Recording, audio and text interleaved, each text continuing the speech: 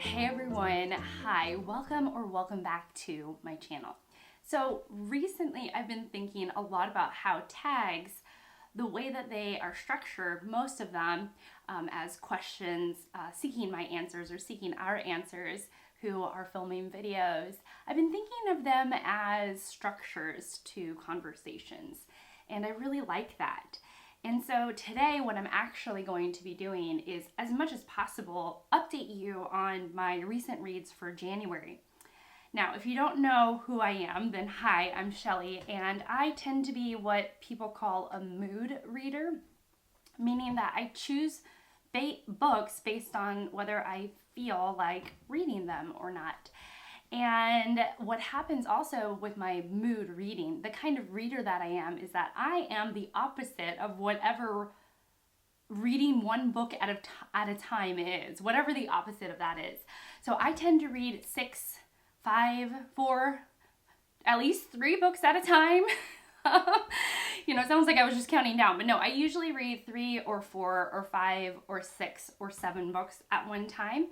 And then what happens is that they all wrap up really quickly, and then I feel like there's a lot of books to talk about at the end of the month, and I'm just like, whoa, there's just so much to talk about, and then I kind of skim over some of the books that I really, really loved. And so what I'm going to be doing today is I'm going to be doing Becky from Teacup the Storyteller, her Three Musketeers tag, and whenever possible, I'm going to slip in either a recent read, an upcoming read, or just something that has been circling my orbit recently. And if I don't have an answer that has any of those in it, then it'll just be a backlist title that I recommend. Hope that makes sense. So mostly I'm updating you on my reading through this tag, and if I can't answer a question with some recent reads or upcoming reads, then I will just give you, I will give you a wonderful recommendation from my back catalog of reading. So I hope that makes sense. If you're new here, hi, please subscribe. I have a lot of fun on my channel.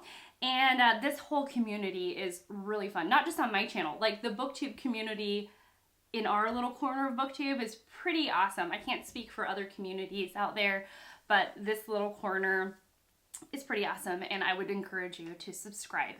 Okay, so Three Musketeers tag is all based on Alexandre Dumas and the book The Three Musketeers, because Becky from Teacup the Storyteller loves the book The Three Musketeers. Okay, prompt 1. Alexandre Dumas was born in the 19th century. Do you have a favorite time period to read about? If yes, what do you like about it? So great. In the past several months, I have been reading Hilary Mantel's Thomas Cromwell series, which is set in Tudor England. So 1500s, like 1520s to a little bit further. And I think we're in 1536 right now. One moment while I check. Yes, we started in 1536. I also had to tell the light back there to like back off because you were stealing my thunder. So I adjusted my window back there. But yes, so 1536, and I read Wolf Hall, and then Bring Up the Bodies, and now I'm at The Mirror and the Light, and I am so glad to be starting this. I'm about 35 pages in. I'm so glad to be back to Tudor shenanigans, and let me tell you, there are shenanigans galore. There are people who are out for only their political interests. There are people trying to make their way to be friendly towards the king. There are people who are just trying to get into his good graces or, you know, fall in favor with the king. And someone who has a lot of access to King Henry VIII is Thomas Cromwell. And that's who we follow. We follow the king's advisor at this point, Thomas Cromwell. And the way the book opens is very gory and very gruesome, and it was very gory and very gruesome, and I was like, I am loving this. And then I was like, oh, Mantel, you shouldn't have. I was literally like, Mantel, are you there just to impress me with your writing? Mantel's writing is very, very impressive, but it's not to everyone's taste. But mostly I just love the sort of brute ruggishness and selfishness and the political intrigue of the Tudors, at least the way Mantell presents it in this time period. And I know I've said this a bunch, but I love Thomas Cromwell so much in this series that I've actually, well, Jolene from Bookworm Adventure Girl, she dubbed my husband Tedwell. His name is Ted, but it's Tedwell. Okay, prompt 2. Alexandre Dumas was born in France. Is there a French author whose book you'd recommend? Well, I have some upcoming French reads, and I think I might read them for Feb Regency, which Jennifer Brooks, I know that there are more hosts than Jennifer Brooks, but I heard about it from her channel. And it's going to be reading books that were written or published around or in the Regency period. And I, of course, am breaking the rules a little bit, and I'm not thinking about Regency England. I'm sort of thinking about that time period as a whole and then expanding out. But we're talking about France. So I'm talking about French books written in the Regency period, more or less. Okay, so I have Candide by Voltaire. This is on my 22 classics that I want to read for 2022. I'm going to link that video below. But I picked this because I was reading Catherine the Great, a biography about Catherine the Great by Robert K. Massey, and he talked about how much she enjoyed Voltaire's writing. And so I was like, great, I'll pick up some Voltaire that I already owned. And then the other one, French author translated into English, is Jules Verne, 20,000 Leagues Under the Sea, also on that same 22 Classics in 2022 list that I thought about picking up for next month. I recently read a Jules Verne, Journey to the Center of the Earth. I gave it to my nephew already, and I really enjoyed Verne's writing. Very adventuresome, very sci-fi, and memorable characters and a great adventure story. So I'm hoping, I've heard that 20,000 Leagues Under the Sea falls in line with that, with Journey to the Center of the Earth, and so I'm excited to pick, these two up. But as far as a book that I can recommend, I would recommend wholeheartedly, I'm going to say it wrong, my computer's right here, but it's Antoine de Saint-Exupéry,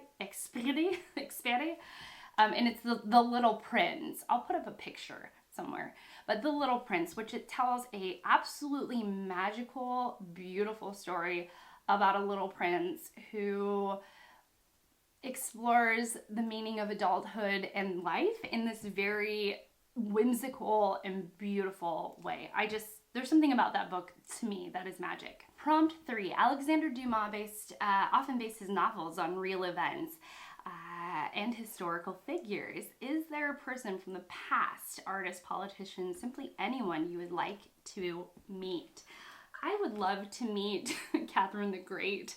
I'm obviously reading Voltaire because of her.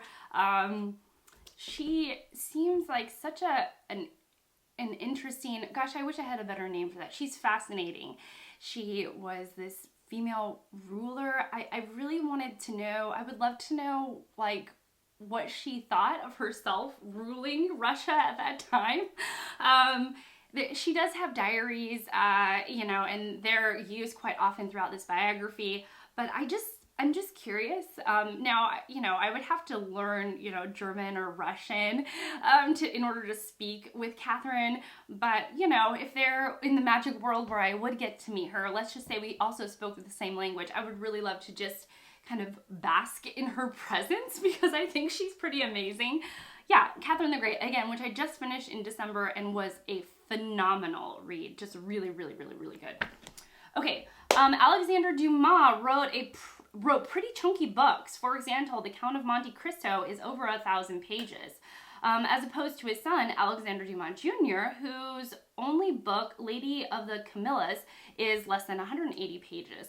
What is the longest and shortest book you've read?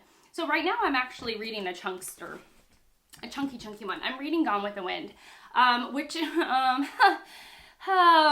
okay. So I have checked in with my buddy reader about the first 8 chapters, and so at least to them, to him, that he won't be surprised when I say it. And I've checked in with a couple other people just because I'm so confused and argumentative with Margaret Mitchell. I am slightly aghast at her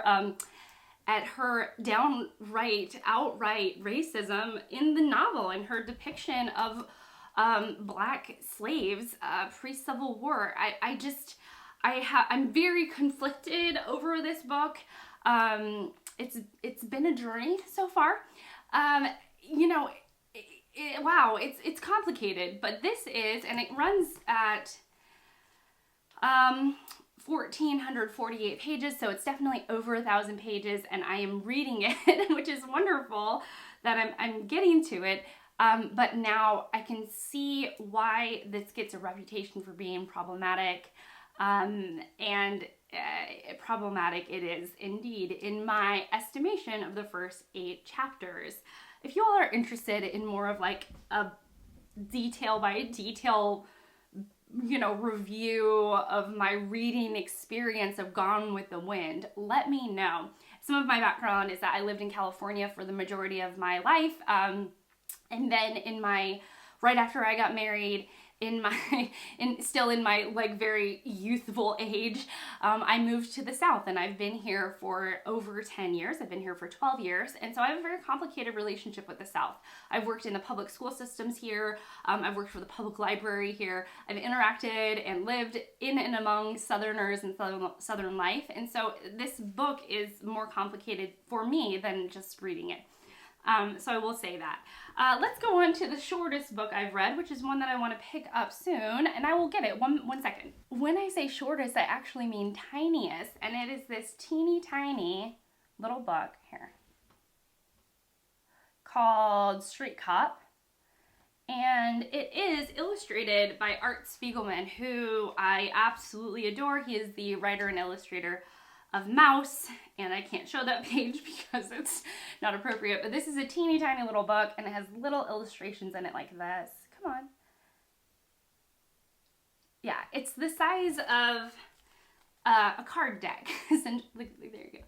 Little card deck. So yeah, shortest book that I'm planning on reading, hopefully in the next month or so, maybe in the next couple of days. I'm not really sure. We're just going with it. Okay, let's see. Prompt 5. I don't think there is a video in which I wouldn't mention my favorite book. This is Becky speaking. The Three Musketeers. Is there a book you want everyone to know about? It can be your favorite book of all time or a recent read that you would recommend to other people. And yes, where is it? My pile of books have become too big for me. I recently finished Giovanni'S Room by James Baldwin, which I will talk more about in a full dedicated review, hopefully like Friday, maybe Saturday, I don't know. I never know my schedule. But this book really, it follows the main character, David, who is conflicted by the pressures of society and family, and so pressures of society and family on one side, and the desires of his heart on the other.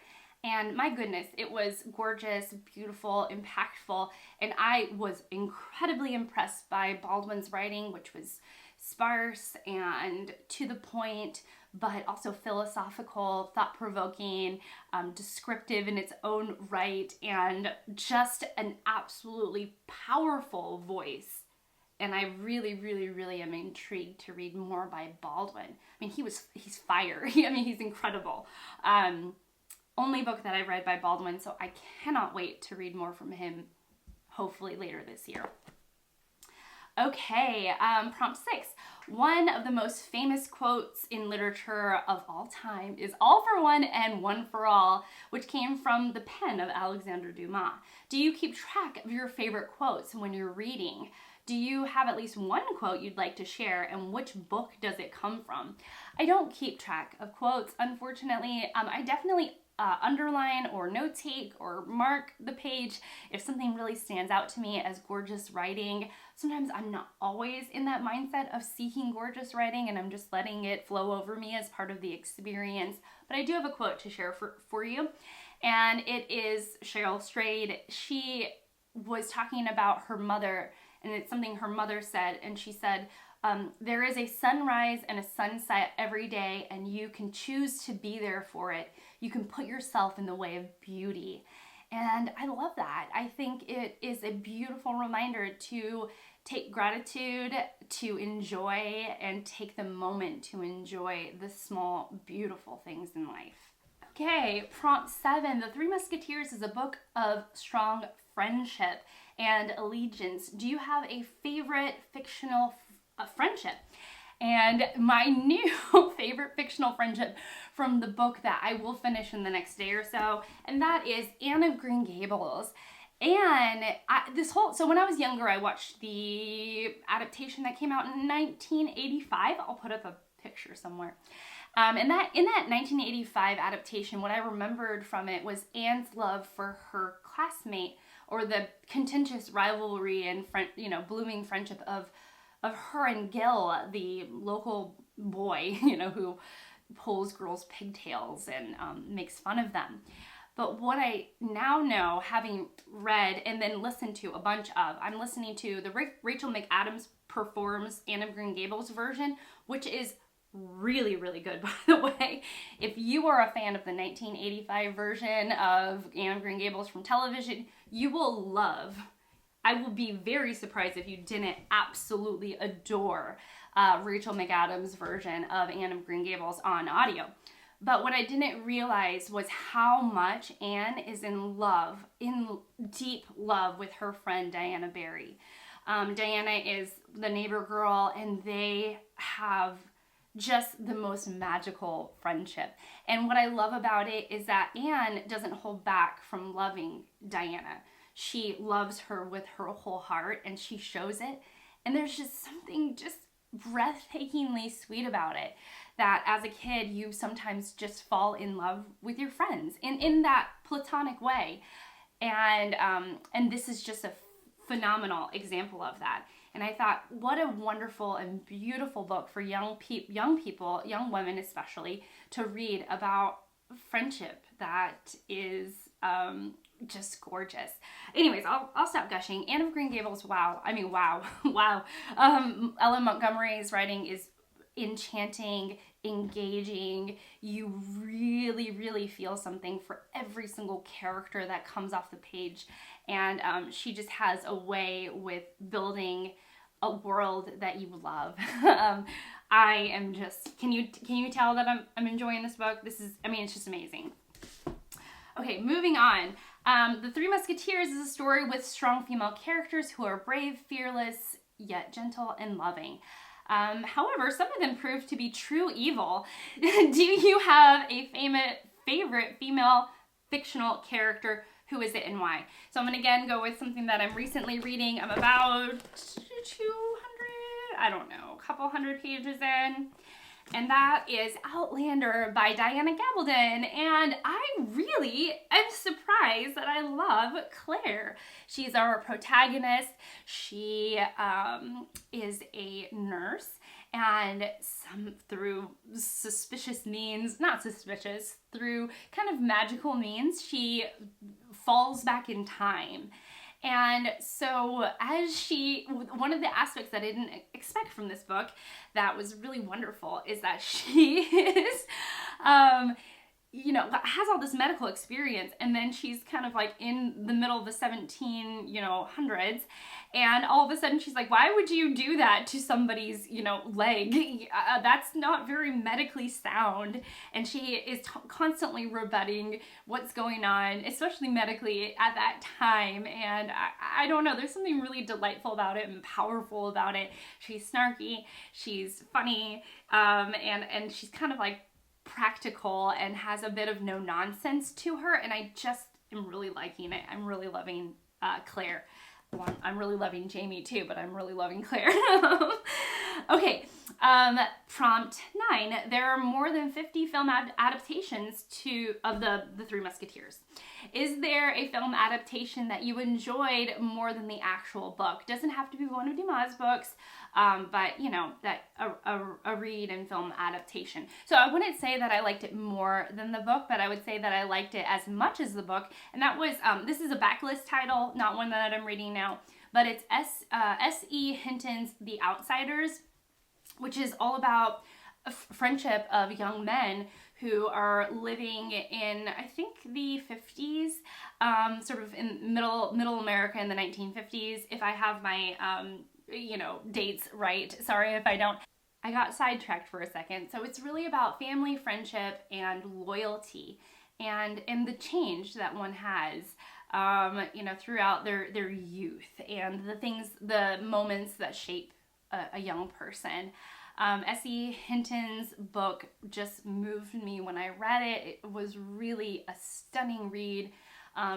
From the first chapter or two, you are just sucked in with her writing.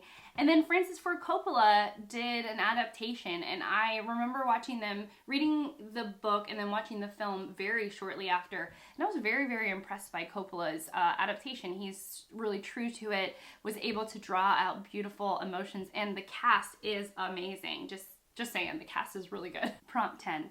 I own, which is Becky, I own 3 different editions of the Three Musketeers. Is there a book you own more than one edition of? Now, in my home, we own like 4 editions, 3 or 4 editions of Marcel Proust's In Search of Lost Time, which is my husband's favorite book, and yeah, he owns quite a bit. But in regards to me, that I often do this thing where I'll have the physical copy, and then if I want to read that book at night, I'll also buy the Kindle edition. So that's kind of normal for me. So I have like Kindle versions and physical versions, but the book that I have 2 physical editions of is War and Peace by Leo Tolstoy, which, yeah, you know, this will be my March of the Mammoth pick for, you know, my Mammoth for March of the Mammoths. And I am definitely going to be reading probably this version. I'll probably get it on my Kindle as well, just so that I have it everywhere. And this is the Penguin Classics edition, and it's translated by Anthony Briggs, which is, I've heard, the most readable translator. If you are interested in reading War and Peace, there are going to be some sneaky announcements, read-alongs coming up very soon. So I'm sure I will also announce the group I will be joining for War and Peace as soon as everything else gets announced from the people that are running the whole ordeal. But yeah, War and Peace. I cannot wait to read it. I have 2 editions, and I'm just very, very excited about it. Okay, last prompt. Have you read The Three Musketeers or any other books by Alexandre Dumas? If yes, which one? Okay, no, I haven't. I have not read anything by Dumas. I own The Three Musketeers, but here's one for you. I'll just ask you all. Where should I start? Where would you suggest I start? Just let me know, and I will definitely consider it, though I will probably start with The Three Musketeers because I own it. But you never know. Maybe you will convince me to start somewhere else. That's it from me. What are you currently reading? I've just kind of gone through what I am currently reading. Yeah, and it's been a really rich and interesting reading month, to say the least. But that's it. It says tag some friends to do this tag. I'm going to tag David Wiley. I'm going to tag Gina at Gina Stanier Books. And I'm going to tag Michael K. Vaughn, because Michael has read Dumas and can probably speak to some of these answers more than I can. So I would love to see those 3 folks do this tag. And that's it from me. Thank you so much for being here. Thank you so much for watching. And we'll see you all in my next one. Bye.